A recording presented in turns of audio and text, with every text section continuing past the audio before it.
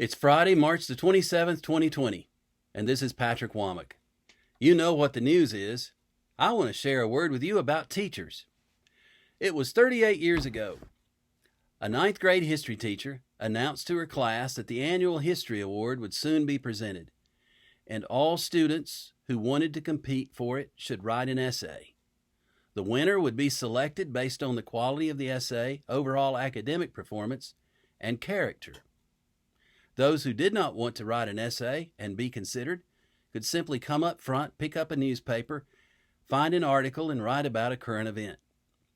A 15-year-old boy with little on his mind but going home where he could be outside doing the things that he loved sat and listened. He hated school. Every day was just another frustrating experience of falling behind the rest of the class in just about everything. Frankly, he wanted to quit. He dragged himself out of his desk, walked up to the front, and got a newspaper. He found an article he liked and had written a few lines when he became aware that his teacher was standing in front of his desk. He looked up into her face. She looked back at him and sternly but warmly said, "You've got talent and you're not going to waste it. Put that newspaper back and write me an essay." Not wanting to do it, but out of respect for his teacher, who after all had shown him love and kindness throughout the year, he walked the newspaper back up, came back to his desk, and he started writing.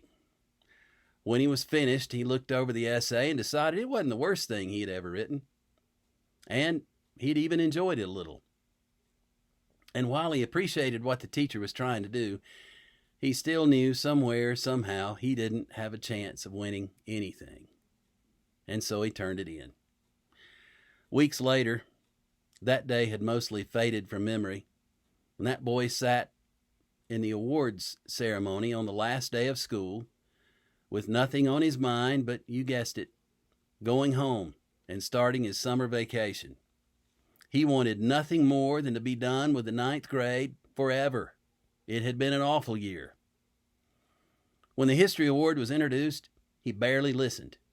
In his mind, he knew there were easily several other students who were ahead of him in the contest, and that was all right. He just wanted to be out of school. Then it happened. He heard his name.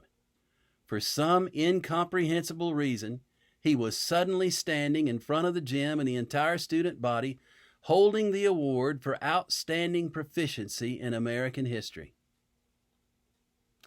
2 years later, that same boy ran for student body president of his high school and won.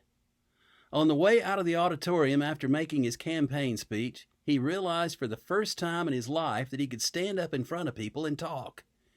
It was then that he heard the Lord ask him somewhere deep in his heart a simple question: what are you going to do with it? It terrified him. Preach the gospel? He had never had it in his mind to be a preacher, and suddenly he was being confronted by the Lord himself. How could he possibly do that? After all, being a preacher meant more school after high school, 4 years to get a bachelor's degree, and then 3 more years of seminary, 7 more years of school. He still hated school. But at the same time, he heard somewhere in the back of his mind the ninth grade teacher saying to him, "You've got talent, and you're not going to waste it." Well, he graduated high school and college, earning, you guessed it, a degree in history, and even managed to finish seminary, earning a master's degree, even though he never learned to like school. Many times he wanted to quit, but the call to preach and those words from his ninth grade teacher kept spurring him on. He now looks back over his life and knows that he owes a debt that he can never repay to many people. But he especially remembers one teacher in particular who saw more in him than he could see in himself. Put that newspaper back and write me an essay. So, if you see or know Ms. Wilda Medford, just know that if it were up to this preacher, she would get the Congressional Gold Medal. And know that this award from 38 years ago will always remind me that teachers can and do make a difference, and that I, for one, thank God upon every remembrance of you. May God bless you.